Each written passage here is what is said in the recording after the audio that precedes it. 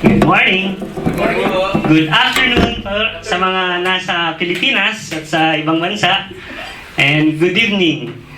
Kung saan po man kayo ay Ay, hindi pala tayo nakapagod. mapagpalang araw, mapagpalang gabi sa inyong pong lahat. And may the blessing of the Lord be with you. Alpuan yun. Yan. Ang sarap awitan ng ating Panginoon. Maraming salamat sa mga naihandang awitin. At it's very powerful yung mga inawit natin. Declaring that the Lord God, the Lord Jesus Christ, is victorious. Sabi nga sa isang awitin kanina, you have won the victory. You have won it all for me. Pag nakarinig tayo ng ganun, sino ba namang magkakaroon ng joy sa buhay, di ba? Imbes na tayo yung lalaban, the Lord God Himself ang nag-bear ng victory for us. Di ba? At sa isang bansa, of course, mayroong mga sundalo yan for the security of the nation. Yan. Kapag merong isang invasion, agad-agad ang sundalo yung harap. And upon the order of the commander-in-chief, and they will fight until they succeed. They will fight hanggang sa buhay nila. Talaga itatay nila yung buhay nila, yung mga sundalo. Which, alam naman natin yung talagang duty ng isang sundalo. And until the people and the nation will be liberated from invasion. Now, if you would notice, sa isang battle or sa isang gera, meron tinatawag na mission point. Yung mission point, yun yung isang area na kailangan nilang sakupin. Yun yung mission point nila. Yun yung isang area na kailangan nilang i-secure. Yun yung tinatawag nila na mission point. And if na-secure na nila yung area na yon, anong gagawin ng isang sundalo? Nagtitirik sila ng bandila, ng flag, ng banner. This is to declare that we have won this area. No one can touch this, but this is ours. This is ours. Mean to say that yung isang sundalo, makita natin dyan. Pakita ko. Ayan. Next. Ayan. So, of course, because I'm a Filipino, ipapakita ko po yung ginagawa ng isang sundalo kapag, or mga sundalo kapag na-retrieve nila or nasi-secure nila yung isang area. That is the Battle of Marawi, which is recently, yan yung pinaka-recent na battle ng Pilipinas. And whenever na masasakop or masisecure nila yung isang area, nagtitirat po sila ng bandila natin. And as you can see, ganun nga po ginagawa nila. On the left side, you can see na tirik yung isa. Nakatirik na yon, but they are joyful. Diba? And yung isa, they are bearing the flag. Actually, it's a UN yan. Wala makita na banner ng UN. But, sa UN, ang tawag nila sa atin is the Filipino peacekeepers. Yan. And we bear the UN flag as the peacekeeper of the United Nations sa lahat sa buong mundo. So, ang ginagawa ng isang sundalo is to secure. Once they secure, tirik ng flag, advance. Secure, advance, secure, advance. Ganun po ang ginagawa ng isang sundalo. They fight for victory. Soldiers fight for victory under the banner of a nation. They fight for victory under the flag of a nation. Yan. Pero meron isang nation or isang tagpo sa Biblia that the victory already have been determined. It's already determined. Dito, ang mga sundalo natin, they are fighting for the victory. Which is, sa Bible, they already determined that they are victorious. And this is the reason why that God is called Jehovah Nissi. Yan po ang mensahe ng ating Panginoon for today. Is yung isang compound word, compound name ng ating Panginoon, Jehovah Nissi. At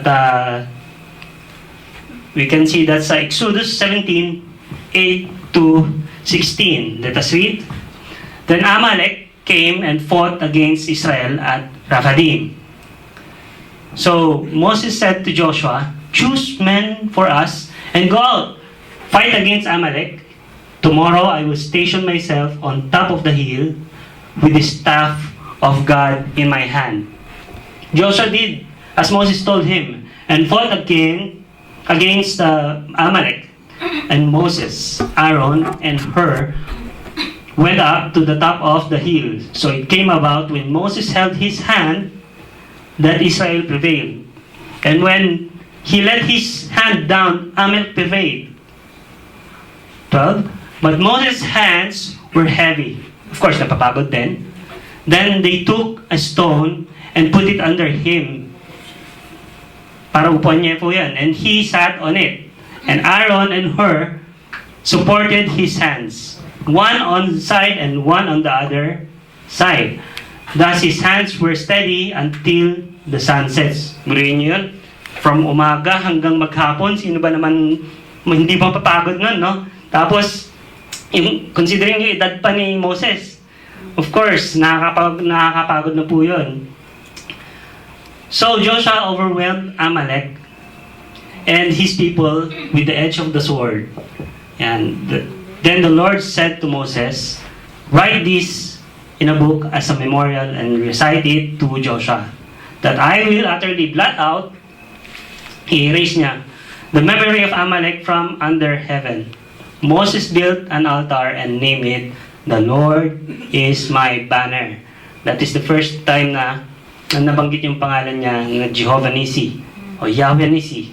And he said, "The Lord has sworn, the Lord will have war against Amalek from generation to generation." So let me give you, alam naman po natin yung scene na ito. This is after nung sermon ko 3 weeks ago regarding Jehovah Rapha. That's from 15. And then they're going south nga. Instead of going north, they're still going south, yung mga Israelites. And while they are, yung naglalakbay po sila, hindi nila alam yung mga Amalekites, nasa likuran na po nila. And yung mga Amalekites, like a roaring lion. Iniisa-isa nila yung mga Israelites, one by one, for those who are weak. Ganun kasi si Satan eh. Talagang may pinagmanahan itong mga to. Ganun si Satan. They are taking the Israelites one by one from the weakest. Anyway, hindi na pakita yan dyan, but you can read that in Deuteronomy, that they were behind. At ganun ang ginagawa ng Satan lagi sa mga tao. Not knowing na hindi nila alam, but Moses noticed it. So sabi niya, nabasa natin dyan sa Joshua, magkuha ka ng tao mo at lalabanan natin yan tomorrow. Kaya tao ng bundok na yon, dala ko yung staff ng Panginoon. At yun nga, sasabayan nila to fight the Amalek people. Yung Amalekites na to, hindi po ito yung Amalekites na nasa Genesis Iba po yun ang mga Amalekites na yon. These Amalekites are the descendants of Esau. Kilala niyo naman po siguro kung sino yung Esau. So, brother po siya ni Jacob. And these are, yung mga Amalekites na to, these are the descendants of Esau. And of course, yung Israelites, descendants of Jacob. So, this scene at the first, God is showing, or we can see Moses, kung ano yung pinapakita niya. It is kagad-agad his faith. Nung napansin niya na inaatakan na sila ng Amalekites, he's showing his faith. Not only that he is showing his faith, but his action tells us na he's already claiming the victory. He's already claiming the victory from our God. He's already claiming the victory under the banner of God. Kasi sabi niya dyan, I will go uphill with the staff of God. He is very sure. Very, very sure. Nung nabanggit niya na, I will go uphill, dala ko yung staff ng Panginoon. At kapag dala ko to, we will win the battle. Now, in that scene, what does it mean to us? Sa mga nakikinig rin po sa live, of course, and we can answer that by ourselves. But let me ask again, what does it mean to us? Nung yung pinakita ni Moses on that scene, or what does God wants us to see? It's not Moses actually, it is God who wants us to see something. Because sabi niya, from Moses' action, sabi ng Panginoon, I am your banner who can transform you. I am the Jehovah Nissi for your transformation.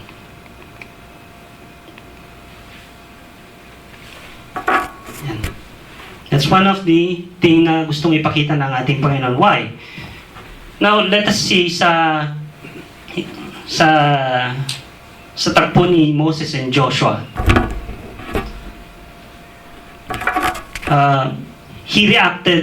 Joshua reacted sa ipinakita ni Moses.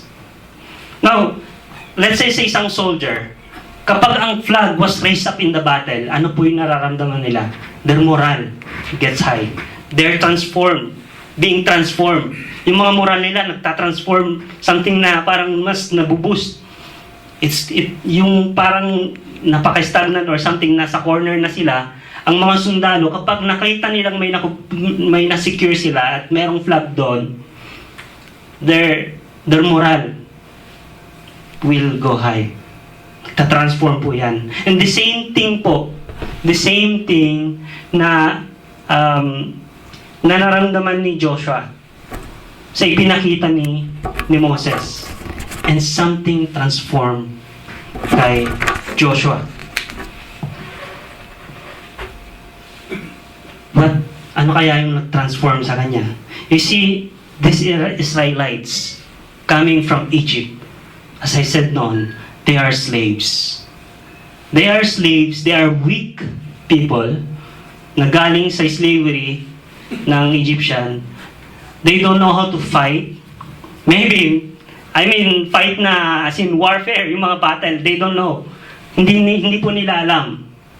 Siguro alam nila nga, fist fight Fist fight, yung mga yan, o batuhan ng bato. Siguro yun lang alam nila.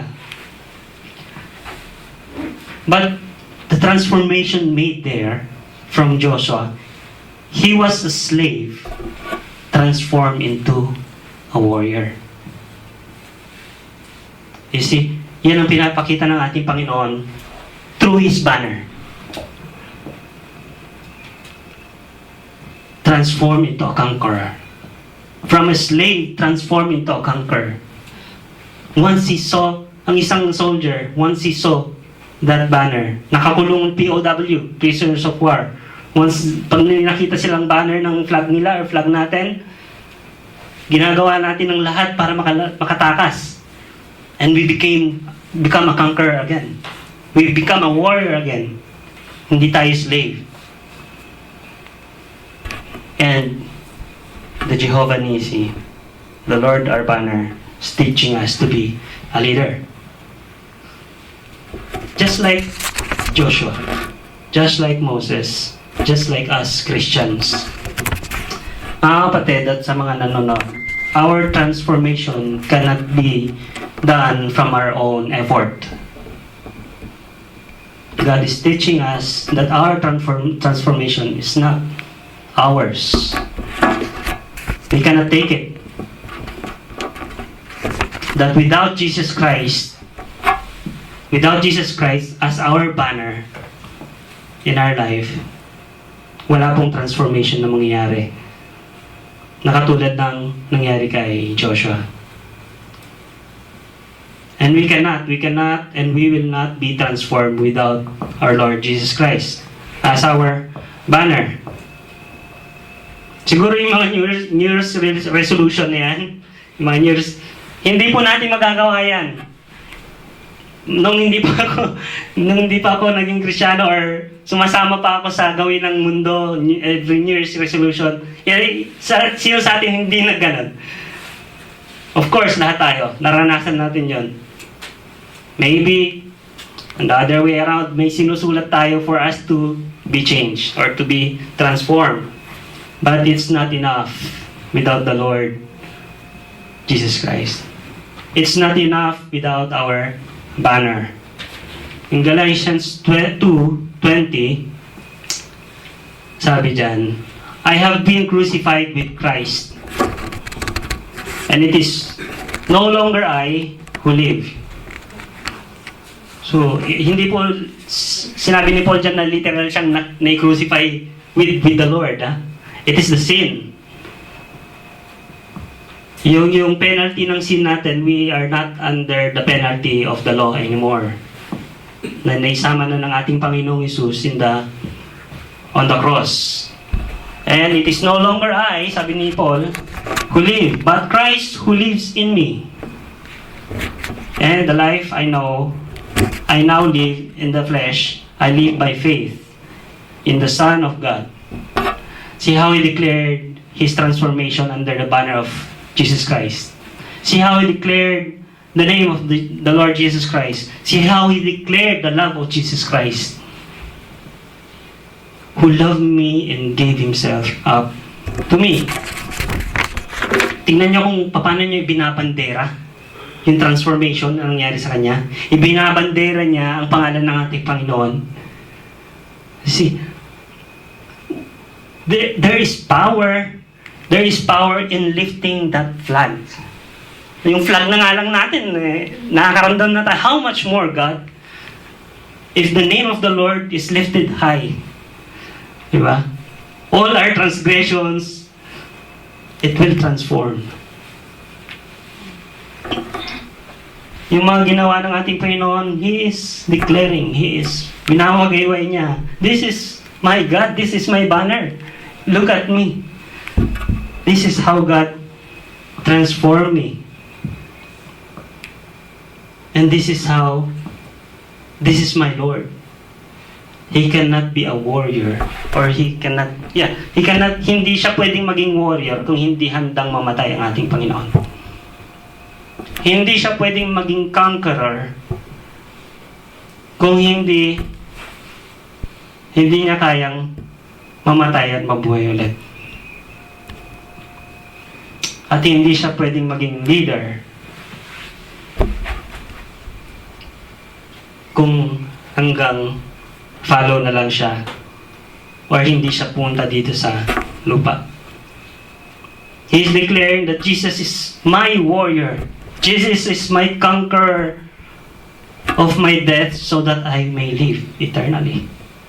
He is declaring that Jesus is my leader that I will follow. When you said Jesus, when you said Lord Jesus Christ, we are saying that you are my banner. Therefore, alam niyo yung mga tatlong yan, the Lord Jesus Christ wants us to have that as well. Lagi nating sinasabi, yung pagiging Christ-like, di ba? So, let us be, katulad ng ginawa or nangyari kay Joshua, antimano, hindi po siya nag-state when Moses told him, Joshua, makipaglaban ka doon, mamili ka na ano nangyari sa kanya kaagad? He accepted the responsibility. Agaran po yun. Wala siyang antimano, walang ibang iniisip. Kaagad-agad po, he became a warrior. He became conqueror. He became a leader, just like our Lord Jesus Christ.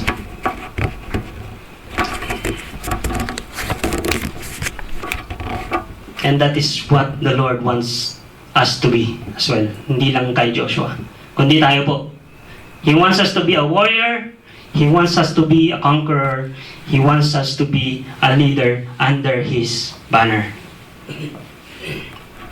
So can we be like Joshua? We can answer that from ourselves. Even po sa mga nanonood, can we be transformed like Joshua? Of course! Of course! You know, all we have to do, mga kapatid, is to look unto the banner. Unto the Lord Jesus Christ.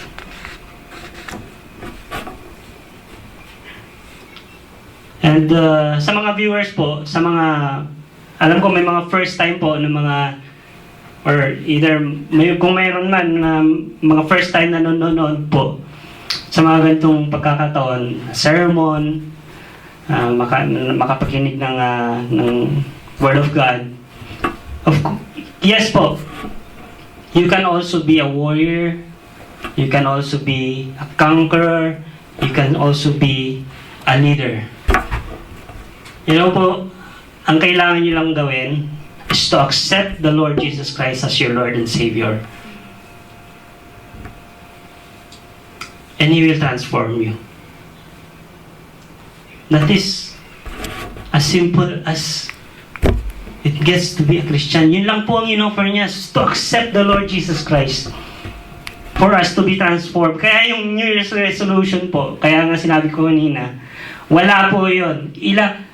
Ilan po sa mga New Year's resolution natin noon na natupad na natin? 0. After one day nga lang, babalik na ulit tayo, di ba? Babalik na ulit tayo sa dati nating gawin. But with the Lord Jesus Christ, when you accept the Lord Jesus Christ, it will be more than those that we are writing sa mga New Year's resolution natin. Amen. Hindi natin namamalayan na overtake na natin yung mga list na yon. And that is all you need to do, is to accept the Lord Jesus Christ as your Lord and Savior, and surely you will be transformed. Hindi ko po sinasabi na kapag tinanggap niyo na ang ating Panginoon, wala na pong problema. Of course, meron pa rin po, even me, even the rest ng mga kapatid po na nandito, they also bear problems. Pero, ang mga problema na po yun, it is very light with the Lord Jesus Christ. It is very light. Kagaya po ng sundalo, even na nasa gera sila, once they see that flag, napakagaan po ng kanilang pakiramdam. Because they know they are winning. And once we see the Lord Jesus Christ, once pag tinignan natin siya, tumingala tayo sa langit, may problema tayo, then peace will come. Jehovah Nissi, ano pa po bang itinuturo at pinapakita ng ating Panginoon?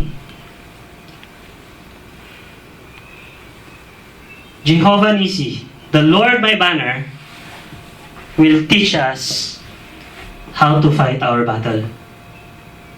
Jehovah Nissi teaches us to fight our battle. Not only that we are transformed, hindi po natatapos doon. But we are also going to fight our battle, of course, with the Lord Jesus Christ. So, while Joshua went to fight Amalek, from our verse, Moses, Aaron, and Hur went up to the hill. And nakita natin, it's very unusual yung naging battle, no? It's very, very unusual. Na kapag si Moses, inaangat niya yung kanyang staff, nananalo po ang Israel. And if it's going down, nananalo ang mga Amalekites. So that means the battle of Joshua is not determined kung gaano sila kalakas. Malamang siguro sila Joshua, matipuno rin yung mga yan. Even though naging slave sila, may mga malalaking katawan din siguro. That's why naisip siguro ng ibang tao na nanalo sila eh. Or siguro matatalino tong mga napili ni Joshua, kaya nanalo sila. That's not the case sa nangyari po sa Exodus. The Jehovah Nissi teaches us to fight our battle by focusing on the banner.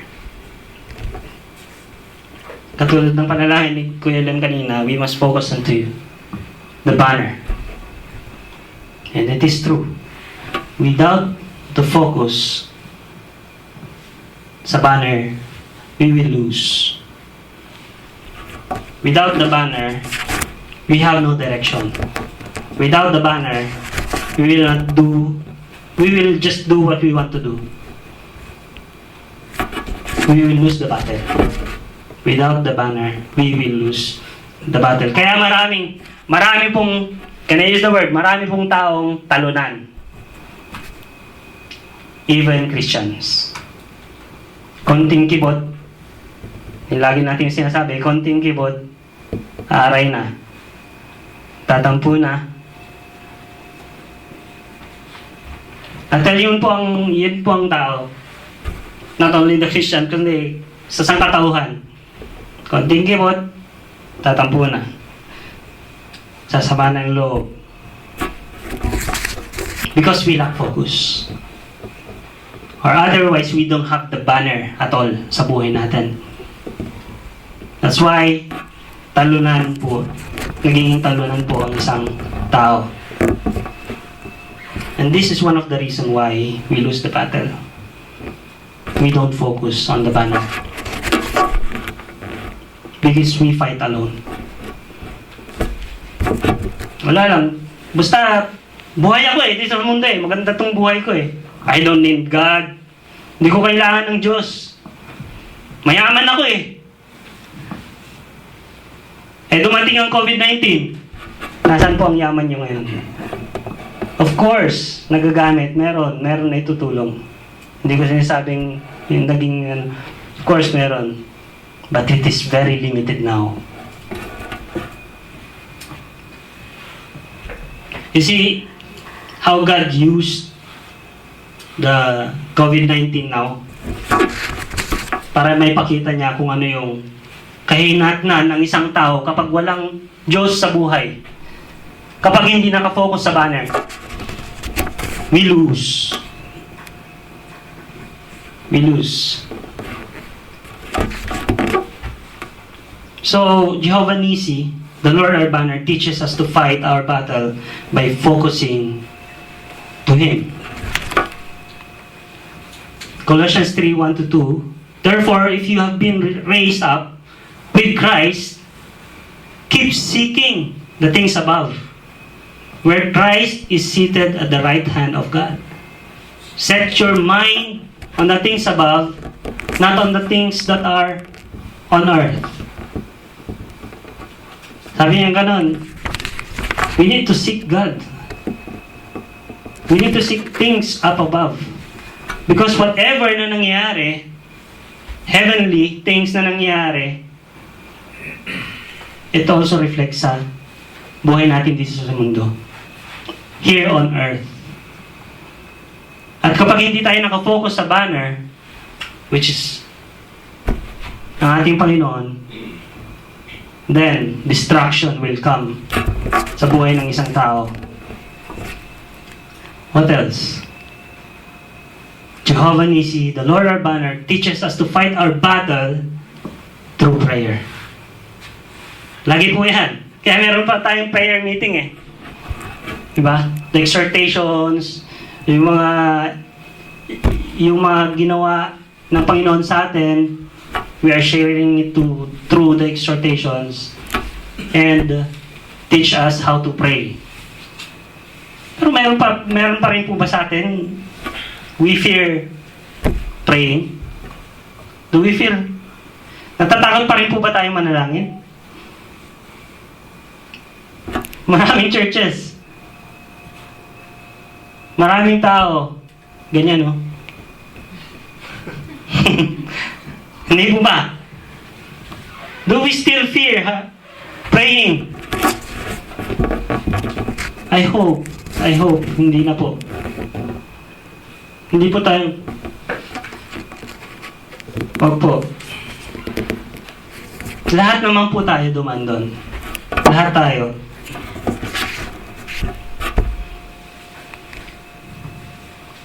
First John 5:14.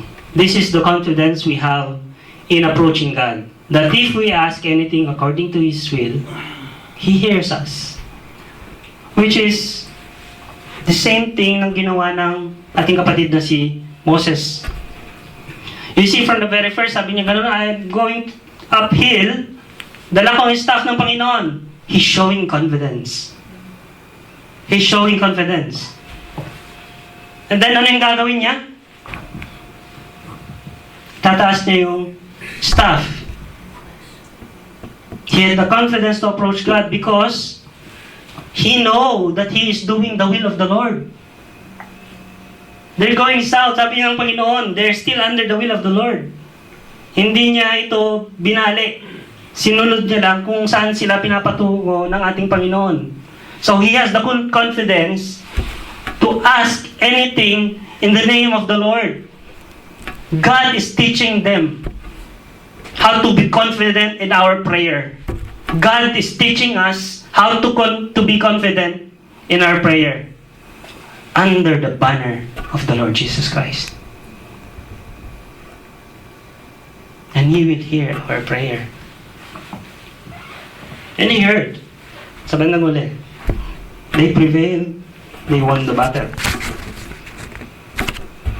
And what He did was, yung pagtaas niya ng staff, that is actually an appeal to God. That is an appeal to God. At Lord, we might not know, hindi na isulat doon. But yung action niya tells that he is appealing to God, Lord, let us win this battle. And I know we are going to win this battle. Because you already won the battle. Yeah, very, very confident siya to win the battle. And you know, the staff, yung staff po na nadala niya, yun po yung ginamit niya para mahati po yung yung sea, Red Sea, and nung nagbigay ng tubig ng ating Panginoon, yun din pong ginamit niya. And hindi po, wala pong power yung staff. Wala pong power yung staff. But it symbolizes the authority of God. It symbolizes the banner of God. It is just a tool, but it is God's. Ang nagmamayari ng staff na yon, nung una si Moses, staff niya yon, sa kanya yon. Pero nung sinabi ng ating Panginoon, ibaba mo, nung binaba niya, at nung sabi ng Panginoon, damputin mo, nung dinampot ni Moses, that's the time na naging staff na ng ating Panginoon yon. It is God's. Why? Because he obeyed what God told him. He obeyed what God told him. And you see, this is like just our talent. Our talent is ours. Was ours. Talent po yun. Pero nung ginamit na natin sa ating Panginoon, it became a gift. It became the tool of the Lord for us to be able to praise Him at ma-encourage yung ibang mga kapatid, to lift them up. And saying it is a tool for us to declare that the Lord is my banner. And the same thing na ginawa ni Moses, that staff is a tool declaring that the Lord is my banner. And ating ginamit niya to show that God is teaching us how to pray. James 5:13, is in anyone among you suffering? Then he must pray. You see how simple yung kasagutan? Kung we are having trouble and they are having trouble that time, only you only have to do, mga kapatid at mga nanonood, pray. Ang mga disipulo po na hindi po marunong manalangin. Inamin po nila yon sa Matthew. Hindi po kami marunong manalangin, Lord. Paano po ba? And then God teach them. Taught them how to pray. And the same thing po sa mga Kristiyano. And the same thing din po sa inyo, sa mga nanonood. Just start the first leap and the rest. And God will do the rest.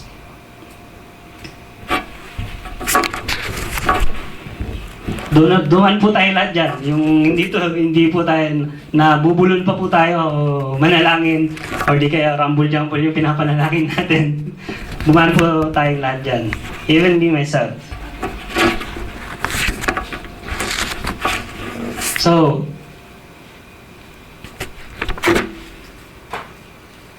God is teaching us how to pray. And also, under the banner, He's also teaching us to fight our battle by encouraging one another.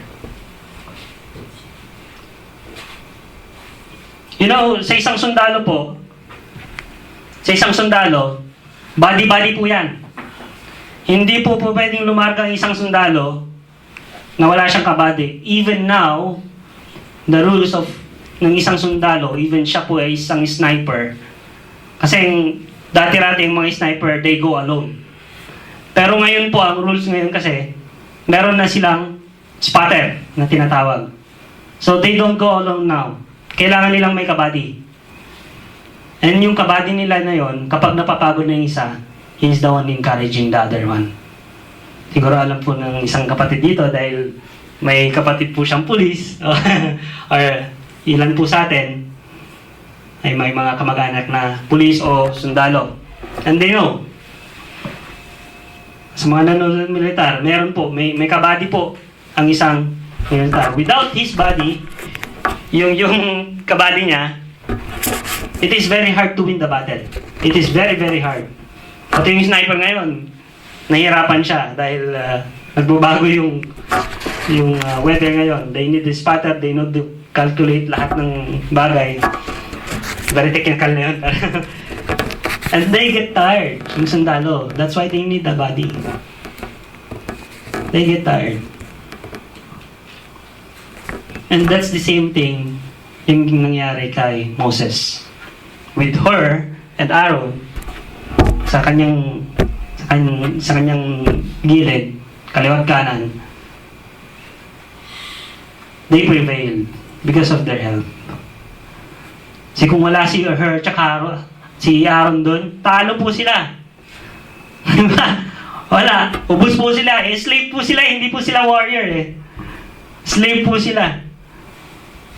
Although, the spirit is willing. Sabi nga ni Paul, the spirit is willing but the flesh is very weak.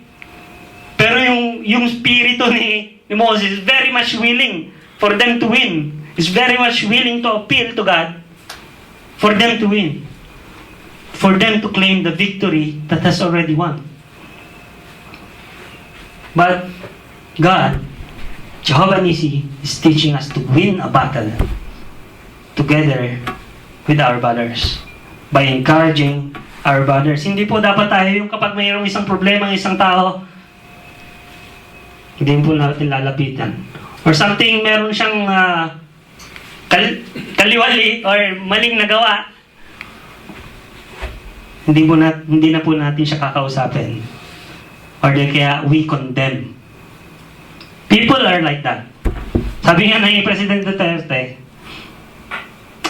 people judge best when they condemn.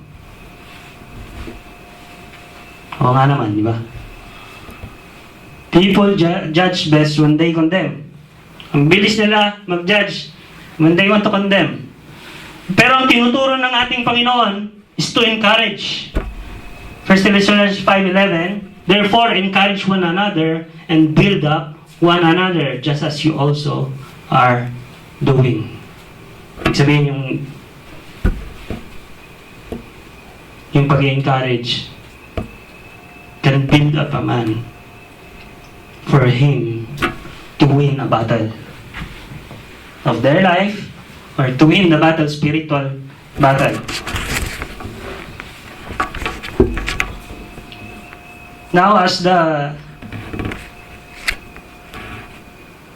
other person fights the battle, the other person rest.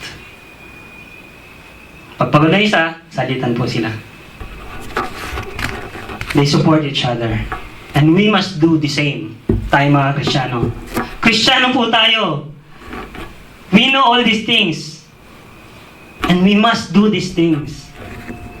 It's not enough na knowledge na lang po tayo. It's not enough. We cannot win the battle kung hanggang dito na lang po yan. Or kung hanggang BS na lang po yan. Or kung hanggang BM na lang po yan. And we are not declaring the Lord Jesus Christ. We are not declaring our banner kung hindi po natin nagagawa yung tatlo na yan. And I am encouraging and admonishing each and every one of us. Focus unto the Lord. Focus unto our banner. Never cease to pray and encourage one another. Encourage one another.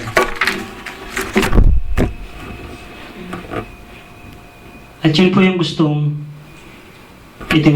ituro ng ating Panginoon through His name. The Lord is my banner.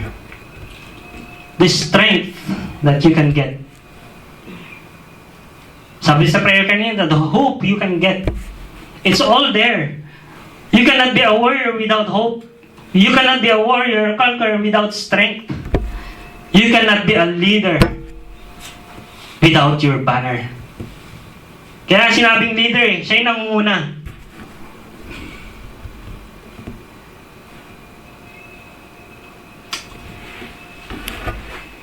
Kaya yun po ang dapat natin makita sa ating banner. And all these things, how to fight the battle. Because actually, it is not our. Hindi po tayo yung nagkipaglaban dyan. It is already won. That is how confident Moses is. Nung umakyat po siya doon. Dahil alam niya, it's already finished. The victory is already ours. And yun po lagi nating iniisipin as a Christian at sa mga tao po na nanonood, that with the Lord Jesus Christ, sa lahat ng problema natin, sa lahat ng pagkalugmok ng isang tao, with the Lord Jesus Christ as our banner, we can overcome everything. I can do all things through Christ. Words to ponder. When our Lord Jesus Christ was raised, you remember? On the cross, He just literally lifted or fulfilled the name Jehovah Nissi. Nung itinaas po sa ang ating Panginoon sa krus, literal po, for us Christians, siya yung naging banner natin. At yun po yung signify, yun symbolize ni Moses nung nanalo po sila sa battle. He built an altar and called it Jehovah Nissi. And the same thing to us. Jesus Himself, siya po yung nagtalaga ng kanyang kamatayan. He built the altar for us to have a banner. So the Lord Jesus Christ is our permanent banner. Our transformation and our victory to the battle of Amalek in our lives is from Him, not ours. The Lord our banner, the Lord Jesus Christ. Kaya sa ating pong lahat, we should not forget that we have a banner. As a soldier of Christ, as a soldier of God, we have already won the battle. Because of Him, we have strength. Because of Him, we have hope. Because of His banner, we advance. Let us pray. Hallelujah, Panginoon. Maraming salamat po muli, Lord, sa mensaheng ito. Lord, I believe you are the one who showed today na iwinawagayway ang inyong banner, O Lord God. That without that banner, Lord, we cannot advance. Kaya, Panginoon, patawarin niyo kami kung ginagawa na lang po namin ang mga dapat namin, ang mga ginagawa ng flesh na ito, na hindi tinitignan ng inyong banner, O Lord. That's why we cannot advance on the area na nakonquer niyo na. But Lord, maraming salamat, Panginoon, dahil itinuro niyo ngayon that we are already transformed. That we are already your warrior, your conqueror, and your leader. And to this, Lord, we are winning the battle because of you. Because of your banner. Because of you, Lord Jesus Christ, our permanent banner of our life. Kaya maraming salamat po muli, Ama. Salamat sa ibinigay ninyong pag-asa. Salamat sa inyong banner, O Lord Jesus Christ. This is our prayer. In Jesus' name. Amen. Amen.